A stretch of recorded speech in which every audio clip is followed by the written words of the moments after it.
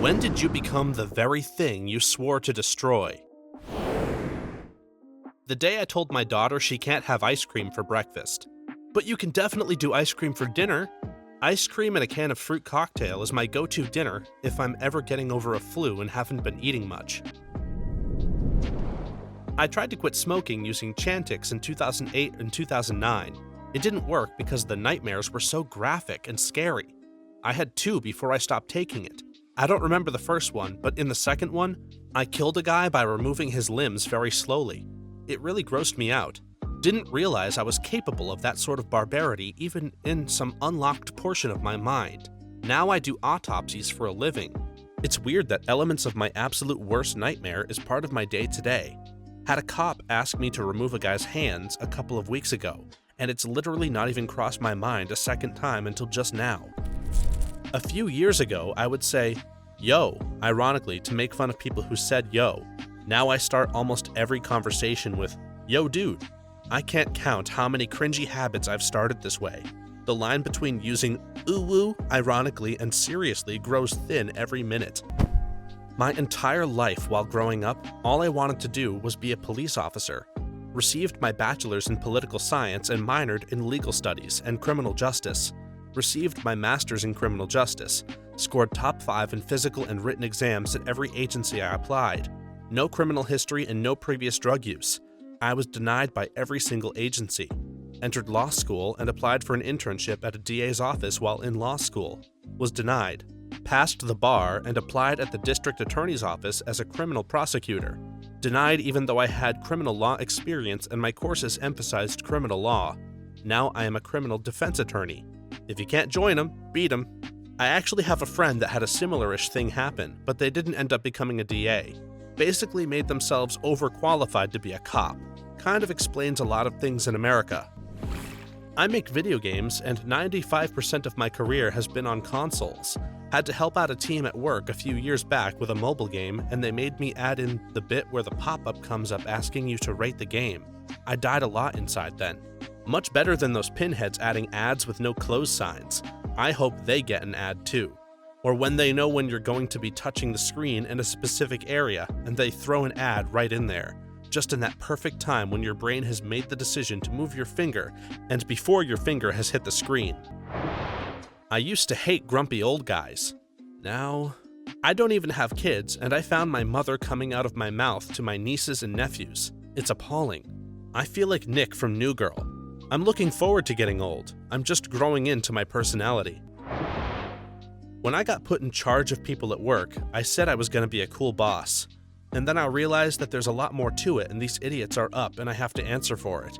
This hits home. Working from the bottom, you make good friends and you all swear you won't be that pinhead who is the boss. Then you get promoted and become that pinhead. The way I see it is to take the knowledge you got from your boss and don't do the dumb stuff you hated. But all in all, you just gotta be the boss, not a Michael Scott. I'll paste this here. Replied to another comment but figured you might want to rethink seeing yourself as the pinhead. Being a cool boss isn't reasonable. You do have to be the one to hold people's feet to the fire. But you can be the fair, honest boss who actually gives a heck about the people who work for you. I had 120 people working underneath me and typically people saw me as the hard guy to work for, in that I always had high expectations. But they also knew that I did not micromanage them and that I knew each and every one of them personally and was able to better develop them as a result. As each of them moves up over time in various other positions and places, I get emails, phone calls, and messages thanking me for helping them see what right looks like. I myself merely modeled my behavior after those who were my supervisors, and I believe that I was able to influence them to be actually effective leaders as a result. That's ultimately the legacy I live for anyways. Whatever the work is, doesn't matter, because no matter how much money you make, life is ultimately about the legacy that you are able to leave improving the lives of others, not about hitting the #1 spot on some report card. If you take care of the people underneath you, you'll hit that #1 spot as a side effect. Be that kind of boss. I always said I'd never been a pet person, but we're fostering a cat while its owner is in the hospital, and now it's 1 a.m. and I'm on the sofa with Buddy cuddling up to me, and yeah, it's kinda cool. When you have something cuddling against you, it just releases something in your brain that's just like, I really like this.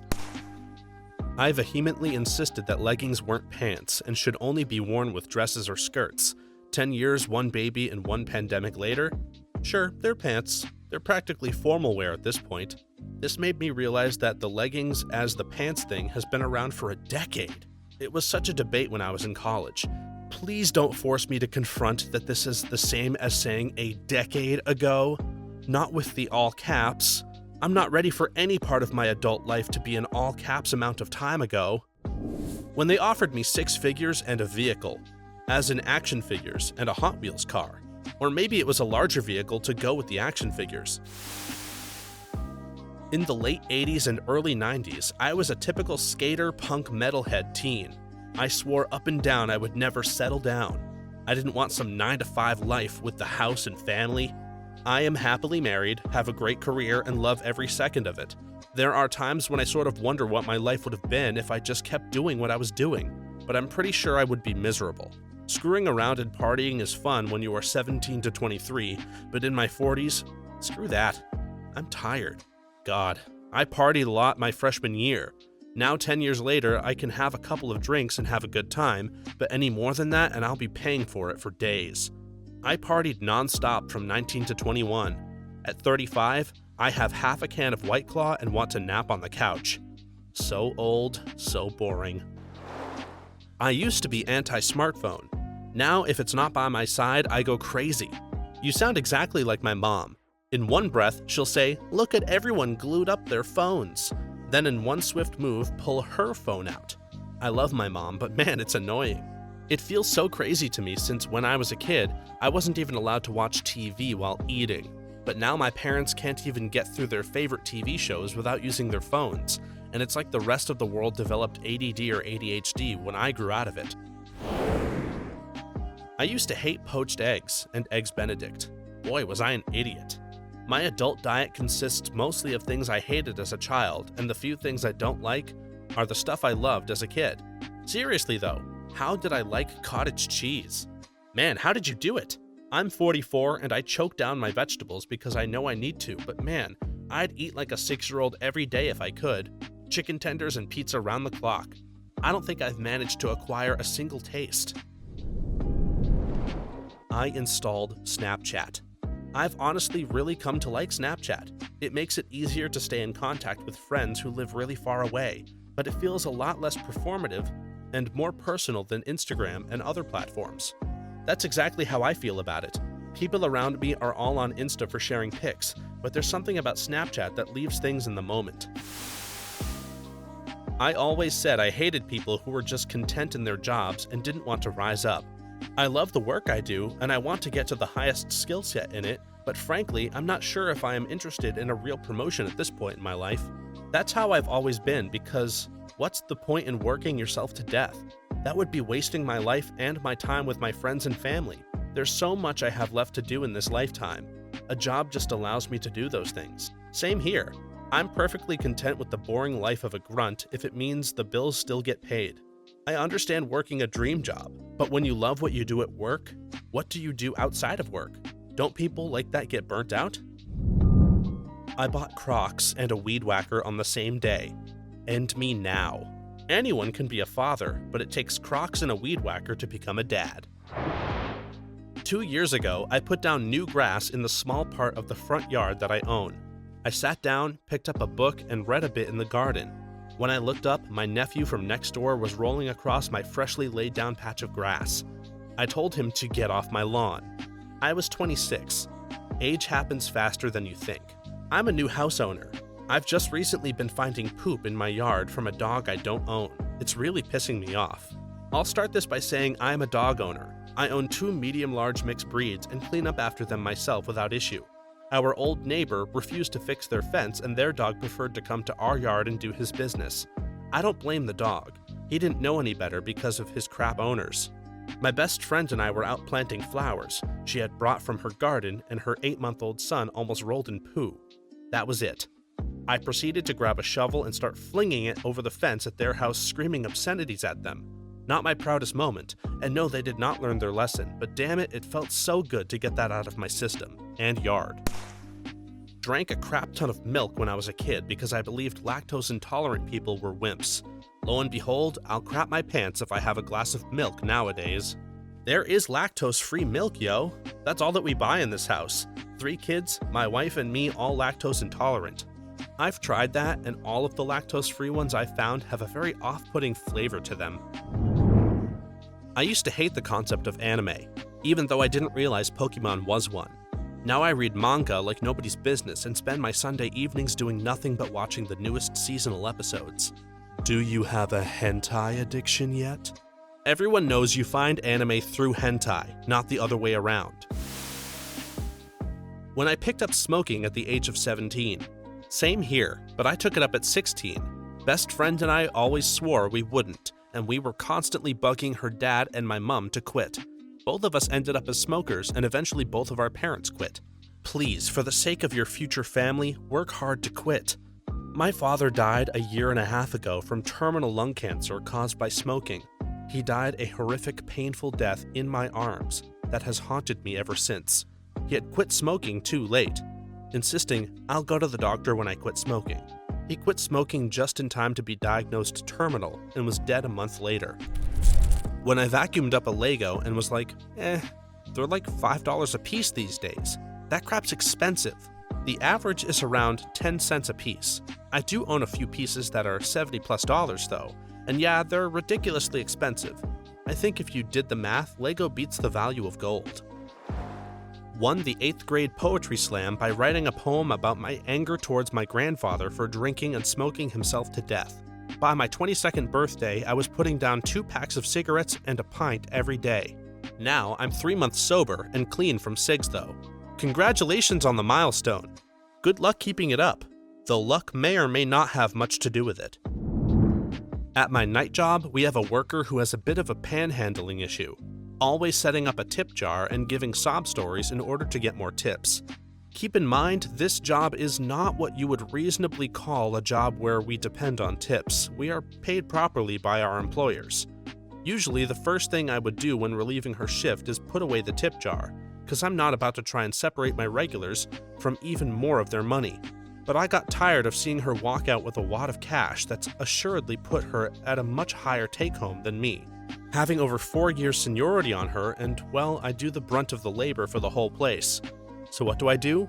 I retreated from my high road like a bish and started leaving the tip jar out, putting my own first dollar in there to fish for more every night. It's been working. No sob story from me about it though. Hey, if it works, it works. To be fair, I'm not much of a tipping person. It isn't much of a thing where I'm from, but I do understand the fact that sometimes you need to go the extra step to bring home something extra.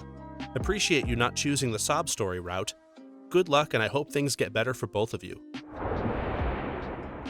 Working for a personal chef company, but also wanting to eat the rich. I'm not eating them, I'm feeding them. Preparing them for slaughter. No point in butchering a skinny cow.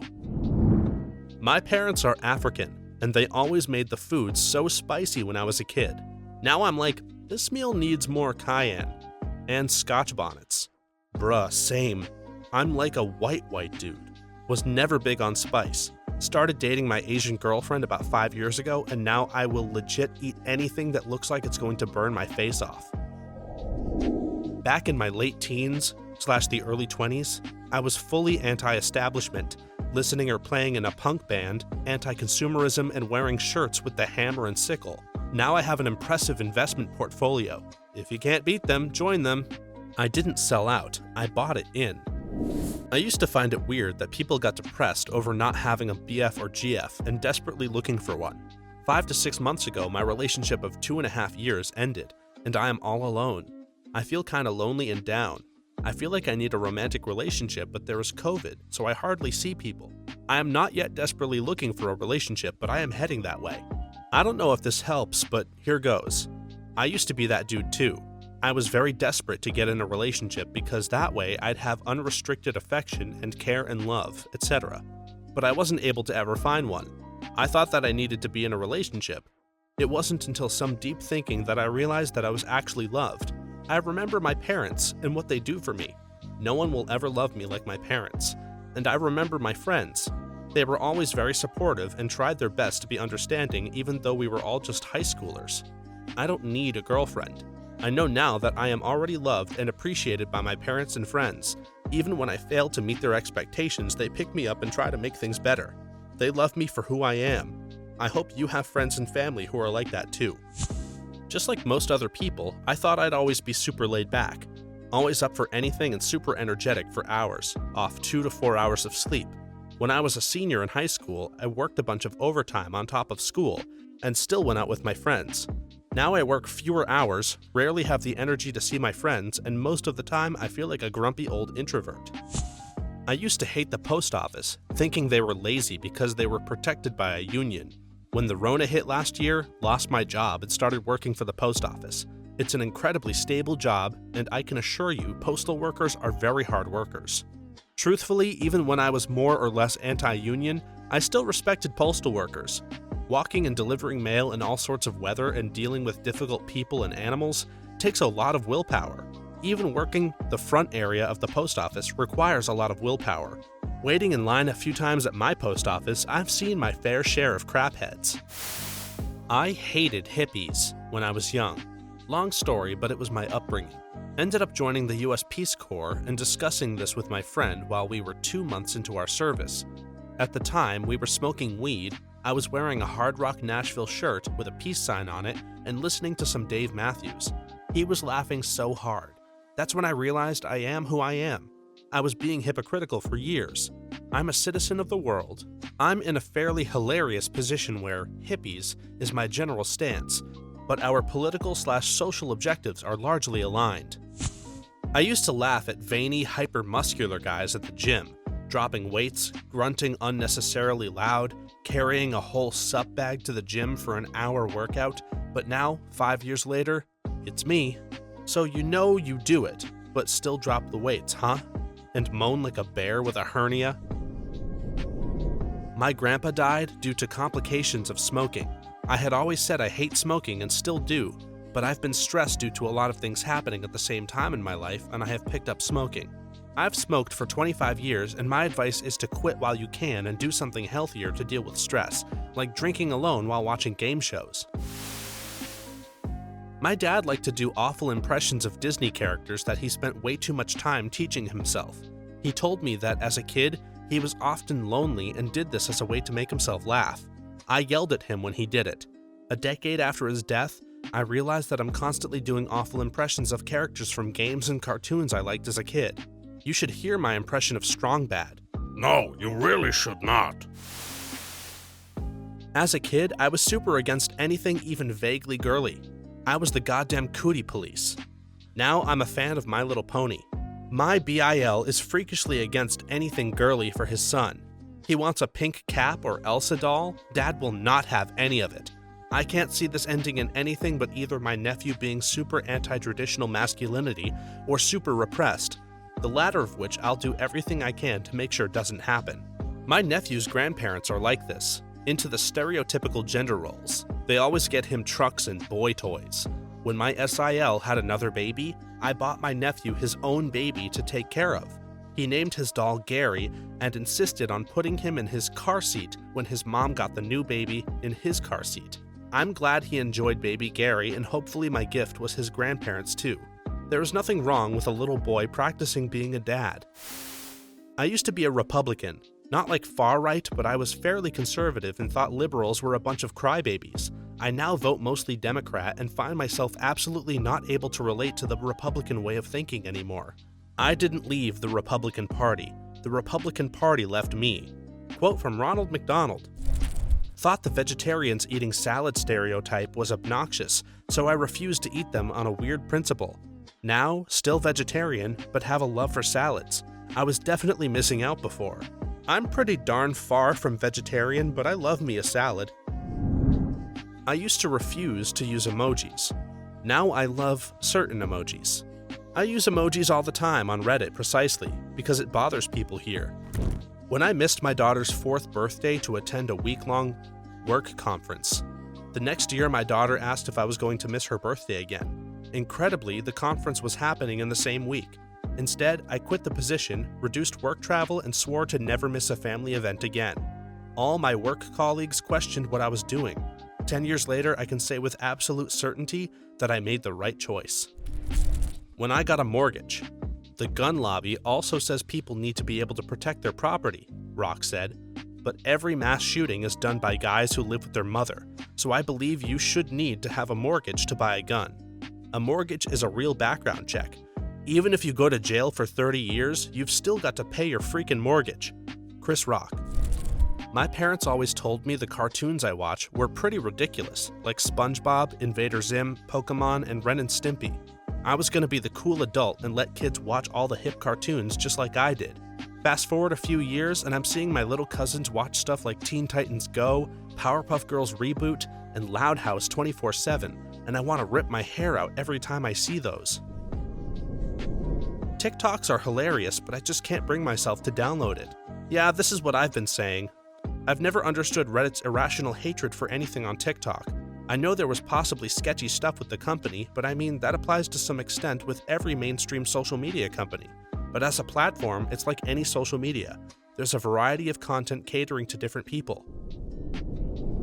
I ended up with $1 million and realized, hey, wait, this is only $1 million. Why did I want to hunt down all the millionaires? Some people probably had to work really hard to get to this point. Now I'm all for hunting down the billionaires instead. I was a Mormon missionary who tried to convince people who left the church to come back. I haven't been to church in over a year, and my coffee and liquor collections are coming along nicely. Don't lecture me, Obi-Wan. I see through the lies of the Jedi. I do not fear the dark side as you do. I have brought peace, justice, freedom, and security to my new empire. Your new empire? Okay, so when I was younger, my mom used to call on me and my sisters for every little thing you could imagine. We swore she was the evil stepmother, and we were her Cinderella.